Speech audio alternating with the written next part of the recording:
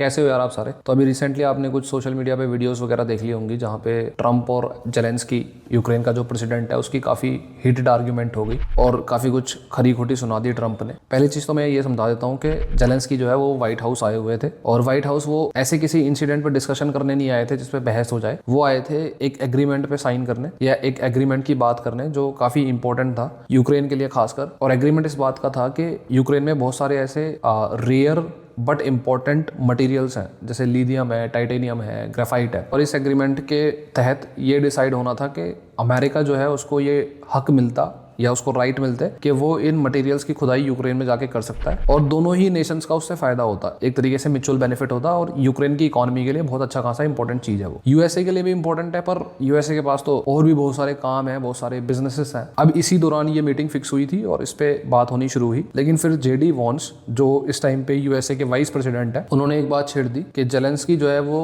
Diplomatically इस time पे अच्छा बिहेव नहीं कर रहे। वो रशिया और यूक्रेन का जो कॉन्फ्लिक्ट चल रहा है उसको पीस की तरफ नहीं मोड़ रहे, जबरदस्ती का वॉर चलाए जा रहे हैं। जैसे ही जेडी वॉन्स ने ये सारा कुछ बोला तो जेलेंस्की ने इसका रिप्लाई भी किया। वो भी अपनी तरफ से अच्छी खासी बातें बोलने लग गए जो थोड़ी सी ऑफेंसिव शायद हो सकती हैं और डोनाल्ड ट्रंप ने उसके बाद काफी खरी खोटी सुना दी। अब इस इंसिडेंट के बाद दो और इवेंट होने थे। पहला तो होना था साइनिंग सेरेमनी। जब कोई एग्रीमेंट वगैरह पे बात होती है तो जब उस पर सिग्नेचर होते हैं तो वो सबके सामने होते हैं या फिर एटलीस्ट उस पर मीडिया के सामने होते हैं। तो पहला तो वो इवेंट होना था और दूसरा होना था जॉइंट प्रेस कॉन्फ्रेंस, ताकि लोगों को बताया जा सके कि भाई किस किस मुद्दे पे बात हुई और क्या क्या एग्रीमेंट पे साइनिंग हुई। ये दोनों ही जो इवेंट थे ये कैंसिल कर दिए गए और जेलेंस्की को बोल दिया गया कि वो व्हाइट हाउस छोड़ के जा सकते हैं। ये एक मेजर इंसिडेंट हुआ। अब पहली चीज तो ये है कि मुझे पर्सनली ये लगता है कि डोनाल्ड ट्रंप ने ये जान के किया। ऐसा इसलिए क्योंकि डोनाल्ड ट्रंप नहीं चाहते कि जेलेंस्की की जो इमेज बनाई गई थी मीडिया के नरेटिव या मीडिया प्रोपोगेंडा के थ्रू कि जेलेंस्की जो है वो एक बहुत ही वॉरियर आदमी है और यूक्रेन के रिबेल आदमी है, वॉर हीरो हैं, वो इमेज सही नहीं है। डोनाल्ड ट्रंप के हिसाब से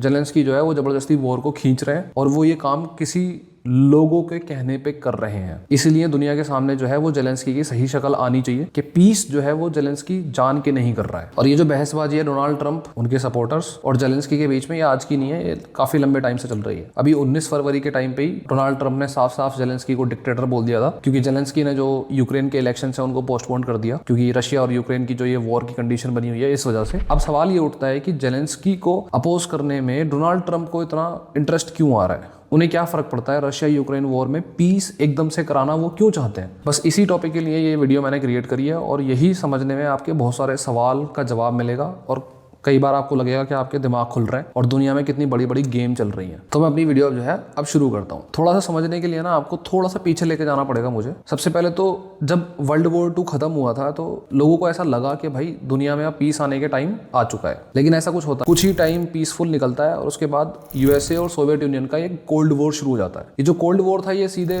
आर्मीज की लड़ाई नहीं थी, मिलिट्री की लड़ाई नहीं थी, ये एक तरीके का ऐसा वॉर था जिसमें पीछे से वॉर चल रहा था और आइडियोलॉजीज को फैलाने का वॉर था। रशिया चाहता था कि भाई ज्यादा से ज्यादा कंट्रीज में कम्युनिज्म फैले और यूएसए चाहता था कि भाई ज्यादा से ज्यादा कंट्रीज में कैपिटलिज्म फैले और दोनों ही कंट्री ये चाहते थे कि वो दोनों स्ट्रॉन्ग कंट्रीज बने, सबसे ज्यादा स्ट्रॉन्ग कंट्रीज वही होने चाहिए। अब ऐसे में जब ये कोल्ड वॉर चला तो काफी इंटेलिजेंस एजेंसीज की जरूरत थी। जैसे यूएसए ने CIA और FBI का अच्छा खासा इस्तेमाल करा, खासकर जो ग्लोबल चीजें होती है ना कंट्रोल करने के लिए। और जो बाकी की इंटेलिजेंस एजेंसीज हैं उनका काम सिर्फ ये नहीं था कि भाई आप यूएसए की सिक्योरिटी का ख्याल रखोगे, इनका काम अमेरिकन बिजनेस को के इंटरेस्ट को भी ध्यान में रख के काम करने का था। अगर अमेरिकन बिजनेस स्ट्रांग होंगे तो अमेरिका स्ट्रांग होगा और वो सोवियत यूनियन से ज्यादा आगे स्टैंड ले पाएगा। इसीलिए धीरे धीरे जो CIA, FBI और इंटेलिजेंस एजेंसीज थी उनका जो कोऑर्डिनेशन है वो अमेरिकन कॉर्पोरेट्स, अमेरिकन बिजनेसमैन के साथ वो अच्छा खासा कोऑर्डिनेशन बढ़ने लग गया। और पॉलिटिशियंस भी यही चाहते थे कि भाई अगर अमेरिका को ग्रो करना है, अमेरिकन इंटरेस्ट को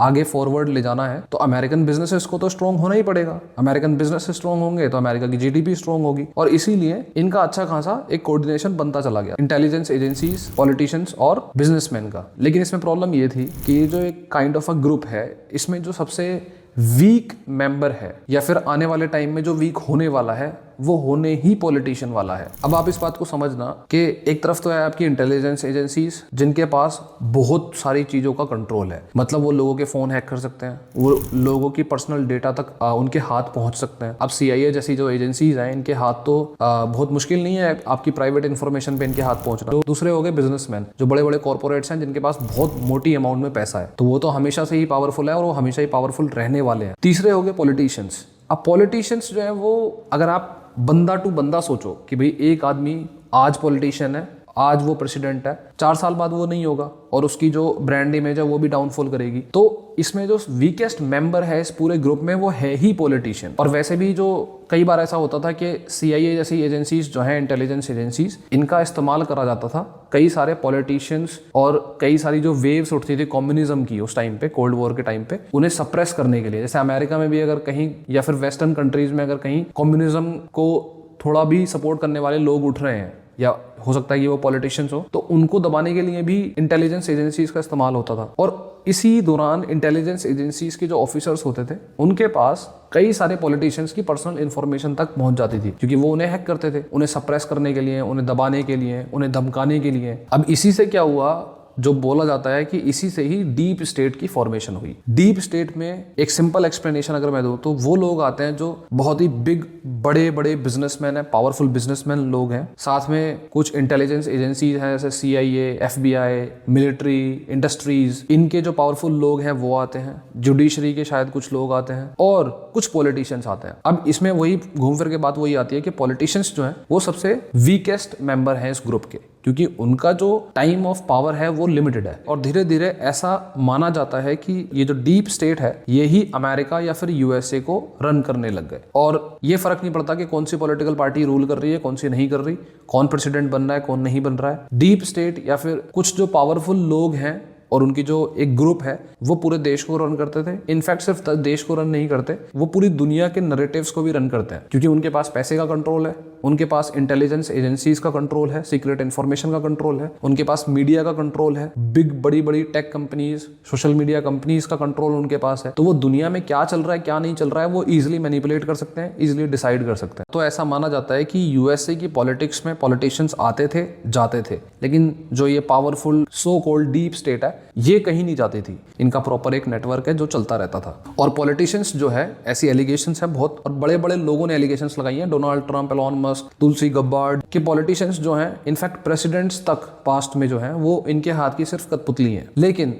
डोनाल्ड ट्रंप एक ऐसा इंसान आया जो इनके हाथ की कठपुतली नहीं था। पहली चीज तो डोनाल्ड ट्रंप जो है वो अपने आप में एक बिजनेसमैन आदमी है, उसको फंडिंग की जरूरत नहीं है किसी भी कंपनी से, किसी भी कॉर्पोरेट से। तो जब 2016 में डोनाल्ड ट्रंप प्रेसिडेंट बना तो उस टाइम पे ये जो सो कॉल्ड डीप स्टेट है या फिर पावरफुल लोग हैं ये थोड़े इनसिक्योर हो गए, क्योंकि इन्हें समझ नहीं आया कि भाई इस बंदे को हम कंट्रोल नहीं कर सकते तो चीजें हमारे लिए खराब हो सकती हैं। तो एक तरीके से जो डोनाल्ड ट्रंप की लड़ाई है वो सिर्फ डेमोक्रेट्स के साथ नहीं है, कहने का मतलब अपोजिशन पॉलिटिकल पार्टीज के साथ नहीं है, उसकी लड़ाई एक ऐसी पावरफुल स्ट्रक्चर के साथ भी है जो एग्जिस्ट करता है। अब इसमें एक और चीज है कि ये जो ग्रुप था जो अमेरिकन इंटरेस्ट और अमेरिकन बिजनेसेस के लिए बना था, वो स्टार्टिंग में तो अमेरिकन इंटरेस्ट के लिए ही काम कर रहा था, लेकिन धीरे धीरे ये जो बिजनेसेस थे ये ग्लोबल बिजनेस बनने लग गए। जैसे सपोज करो कोई डिफेंस कंपनी है तो वो सिर्फ अमेरिका को ही तो वेपन्स नहीं सप्लाई करती, या फिर अगर कोई टेक कंपनी है तो वो अपने जो सॉफ्टवेयर है वो सिर्फ अमेरिका को सप्लाई नहीं करती। मीडिया है, सोशल मीडिया है तो वो सिर्फ अमेरिका में ऑपरेट नहीं करते, तो वो एक तरीके से ग्लोबल बिजनेस बन गए। और जब ये जो डीप स्टेट है ये सिर्फ ग्लोबल बिजनेस के इंटरेस्ट के लिए काम करने लग गई तो वो कॉन्फ्लिक्ट ऑफ इंटरेस्ट हो गया अमेरिकन इंटरेस्ट के साथ। जैसे इसका एक बहुत ही सटीक एग्जांपल है सद्दाम हुसैन वाला, इराक वॉर। इराक वॉर में CIA से इंटेलिजेंस मिलती है कि सद्दाम हुसैन जो है वो केमिकल वेपन्स बना रहा है। सद्दाम हुसैन के ऊपर अटैक करा जाता है, उसमें यूज होने वाली जो मिसाइल्स हैं, बॉम्बिंग प्लेन्स हैं, सैटेलाइट सिस्टम है जो यूज करा जाता है कि भाई कहाँ पे बॉम्बिंग करनी है कहाँ पे नहीं करनी है, उससे लेके वहां पे जो ऑयल था इराक के अंदर उसमें जो अमेरिकन कंपनीज आई वो, उसके बाद में जब इराक में बहुत सारा डिस्ट्रक्शन हो गया बॉम्बिंग वगैरह से, तो इराक के कंस्ट्रक्शन के लिए भी कंपनीज की जरूरत थी जो खड़ा करें उसको। और इस सब में $2 ट्रिलियन अमेरिकन मनी लगा। वो सारा पैसा कहां से आया? अमेरिकन टैक्स पेयर्स की जेब से। वो पैसा गया कहां? वो सारा इन्हीं अमेरिकन बड़ी बड़ी कंपनीज और कॉर्पोरेट्स की जेब में गया, जो वेपन्स बना रहे थे, जो कंस्ट्रक्शन कंपनी थी, जो ऑयल कंपनीज थी। तो फायदा किसका हुआ? अमेरिकन पब्लिक का? नहीं। अमेरिकन इंटरेस्ट्स का? प्रोबेबली नॉट, क्योंकि इस पर्टिकुलर वॉर से अमेरिका की जितनी डेफेमेशन हुई थी शायद उससे ज्यादा डेफेमेशन किसी और कंडीशन में तो हुई नहीं। तो तो ये जो चीज थी, जो ग्रुप था, जो ऑर्गेनाइजेशन थी, जो अमेरिकन इंटरेस्ट को प्रमोट करने के लिए बनाई गई थी, वो एक्चुअल में ग्लोबल बिजनेसेस को प्रमोट करने लग गई। और ट्रंप का मानना है कि आज भी दुनिया में जो वॉर हो रहे हैं वो जबरदस्ती पुश करे जाते हैं, ताकि जो एक ट्रंप की अपनी ही टर्म है इंडस्ट्री मिलिट्री कॉम्प्लेक्स, मतलब ऐसी इंडस्ट्रीज जिनको वॉर से बहुत फायदा होता है, जो डिफेंस में काम करती हैं, उनकी वजह से इन वॉर को कंटिन्यूसली रन करा जाता है। अब डोनाल्ड ट्रंप अकेला एक ऐसा प्रेसिडेंट है जिसकी प्रेसिडेंसी में एक भी नया वॉर स्टार्ट नहीं हुआ था। पहली बार ऐसा हुआ कई दशकों में। इनफैक्ट डोनाल्ड ट्रंप ने यूएसए को अफगानिस्तान से बाहर निकालने की शुरुआत करी। यूक्रेन वॉर हुआ तो उन्होंने साफ साफ बोला कि ये एक मिलिट्री इंडस्ट्री कॉम्प्लेक्स है, मतलब कि वो डिफेंस सेक्टर की कंपनीज है जिनको फायदा पहुंचाने की कोशिश करी जा रही है। और इस यही रीजन है कि वो इस टाइम पे भी नहीं चाहते कि जेलेंस्की जो है वो फालतू में वॉर को और एक्सटेंड करें, वॉर में पीस की नेगोशिएशंस करी जाएं। ट्रंप चाहते हैं कि ये जो डीप स्टेट की फॉर्मेशन है और जो ये बड़े बड़े पावरफुल हैं, जो सारा पूरे अमेरिका को कंट्रोल कर रहे हैं, पूरी दुनिया को कंट्रोल कर रहे हैं अपने बिजनेसेस के लिए, नॉट फॉर अमेरिकाज इंटरेस्ट, ये वीक होने चाहिए। और ये वीक तभी होंगे जब वॉर रुकेंगे, ताकि जो डिफेंस कंपनीज हैं उनके पास फालतू के पैसे बढ़ते ना चले जाएं। और ऐसा हुआ भी, जब यूक्रेन वॉर स्टार्ट हुआ तो जो डिफेंस सेक्टर था, वो ये कंपनीज थी, वो 15 to 20% उनके शेयर्स एकदम से चढ़ चुके थे। तो कहने का मतलब ट्रंप की जो लड़ाई है वो सिर्फ डेमोक्रेट्स के साथ नहीं है, वो लड़ाई एक ऐसे ऑर्गेनाइजेशनल स्ट्रक्चर के साथ है जो बहुत ही पावरफुल है और जो सिर्फ अपने बिजनेसेस के बारे में सोचता है, ऐसा ट्रंप का मानना है। और फ्यूचर में जो जियोपॉलिटिकल लैंडस्केप है दुनिया का, वो काफी हद तक चेंज होने वाला है। अगर डोनाल्ड ट्रंप और एलोन मस्क थोड़े लंबे टाइम तक टिक गए तो जो आप देख रहे हो कि दुनिया की जो जर्नी है वो अगर ऐसे जा रही है तो वो एक शार्प टर्न लेने वाली है। और इस टर्न के दौरान जो भी जैसा भी हो रहा होगा वो मैं आपको अपडेट करता रहूंगा। आज के लिए इतना ही था। सी यू।